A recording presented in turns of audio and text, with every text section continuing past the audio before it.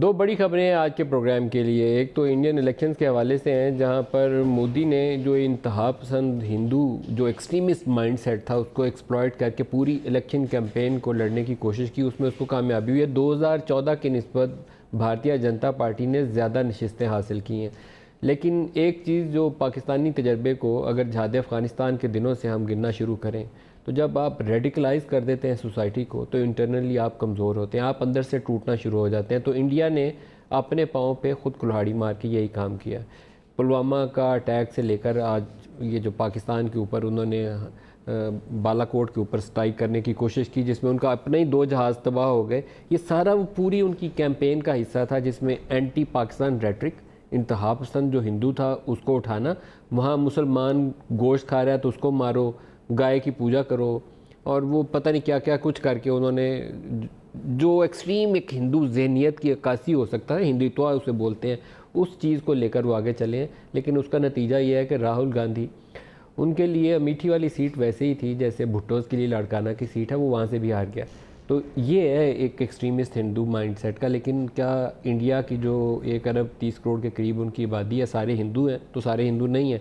तो बाकी मुसलमान और दूसरी जो वहाँ पे कम्युनिटीज़ हैं वो किस तरीके से रिएक्ट करेंगी आइंदा आने वाले सालों में, ये शायद सज़ा मिलेगी। इन लोगों को वक्त गुजरने के साथ साथ एहसास होगा कि इन्होंने इस इलेक्शन कैंपेन में जो ये बीज बोए हैं, जब इसकी फसल काटने का वक्त आएगा तो फसल आसानी से नहीं कटती। हमारे 70-75 हज़ार लोग 9/11 के बाद हमें कुर्बान करने पड़े। 65 और 71 की जंगों में हमारे उतने फ़ौजियों ने शहादतें नहीं पाई जो हमने इस वॉर ऑन टेरर के नतीजे में शहादतें पाई। क्यों शहादतें उठानी पड़ी? क्योंकि हम एक जहाद अफ़गानिस्तान में अमेरिका के इत्तेहादी बन गए थे, और अमेरिका के इत्तेहादी बन के पाकिस्तानी सरज़मीन को हमने लॉन्च पैड के लिए इस्तेमाल होने दिया, और यहीं हमारी सरज़मीन के ऊपर इन अफ़गानों को तरबियत गाहें बनाई गई। हमारे अपने जो बच्चे थे उनको वो तरबियत दी गई। उनका वो कोई जो नस्वार खाता था तो उसकी डिबिया के ऊपर 2 क्लाशनकोफ़ों की तस्वीरें छाप देते थे। 2+2 के बराबर 4 रूसी मारने की खबरें लिखी जाती थी। निब्रास्का यूनिवर्सिटी से कोर्स बन के आता था, बाकायदा पूरी एक जहन साजी की गई थी कि ये इस्लाम की सच्ची खिदमत यही है कि रूसियों को मारो, यही सही इस्लाम है।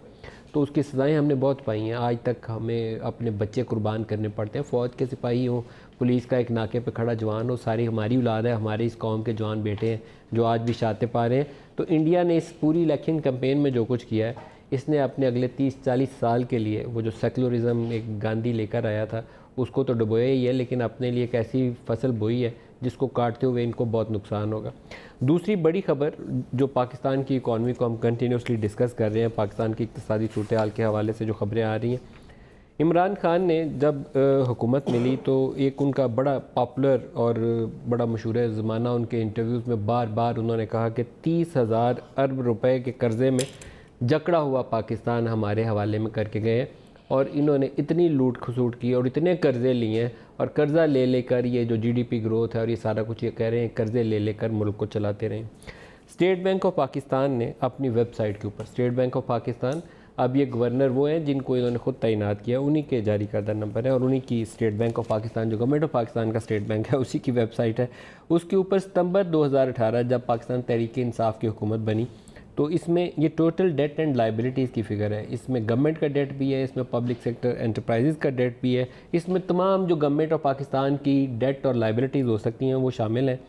सितंबर 2018 जब तहरीक इंसाफ की हुकूमत बनती है तो ये रकम है 30,846 अरब रुपये, 30,846 अरब रुपये।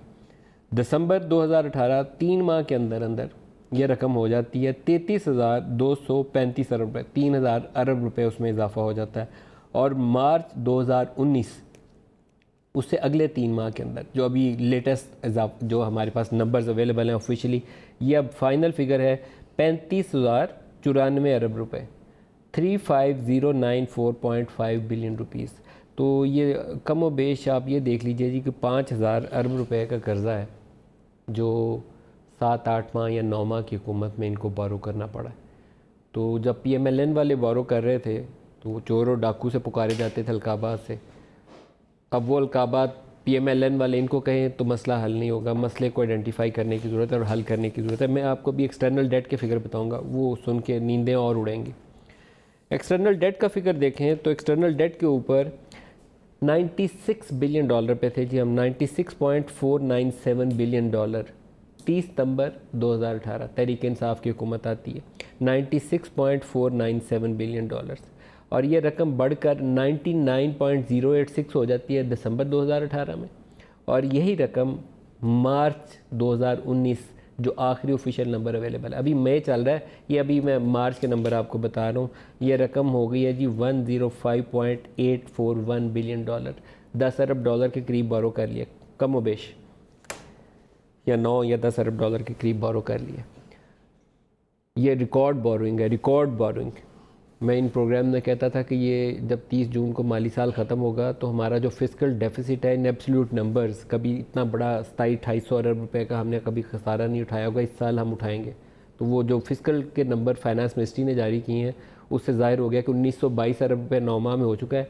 अगले 3 माह में 700-800 पक्का तैयार रखिए कि हमें और होना है। कर्ज़ा मैं कहता था कि इतना लेंगे जो रिकॉर्ड आज तक हमने कभी नहीं लिया।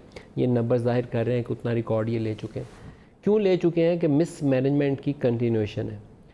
पिछली हुकूमत ने टैक्स रेवेन्यूज़ इकट्ठे करने में कोशिश रही, उसमें उन्होंने कामयाबी हासिल हुई। एक्सपोर्ट उनकी नाकामी थी, मुकम्मल नाकामी थी। एक्सपोर्ट सेक्टर के अंदर फेलियर हुई। $19 अरब का करंट अकाउंट डेफिसिट था। सी पैक के अंदर हमने मंसूबे शुरू करने में बहुत तेज़ रफ्तारी दिखाई। पावर सेक्टर के मंसूबों पे 10-12 अरब डॉलर लगा दिया हमने, रोड्स का जाल बिछाया, सड़कें मड़कें बनाई।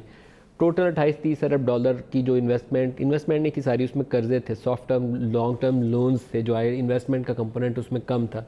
हमारी एक्सटर्नल जो लाइबिलिटीज़ थी वो बढ़ गई, लेकिन वो एक्सटर्नल लाइबिलिटीज़ हमने उन मंसूबों पे लगाई जो हमें फॉरेन एक्सचेंज अर्न करके नहीं थे दे रहे। हमारी बरामदात नहीं बनी, लेकिन हमने अपने ऊपर गैर मुल्की कर्ज़ों का बोझ लाद लिया। उससे नतीजा ये हुआ कि 19 अरब डॉलर का हमारे ऊपर करंट अकाउंट डेफिसिट था।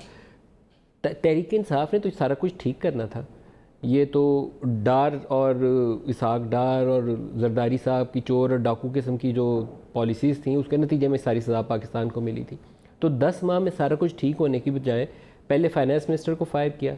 गुज़श्ता रोज़ बोर्ड ऑफ इन्वेस्टमेंट के जो चेयरमैन थे वो रिज़ाइन दे के गए, क्योंकि he was out of the loop. वो कह रहे थे जो मैं करना चाह रहा हूँ मेरी बात ही नहीं सुनी जा रही, तो वो ही रिज़ाइंड।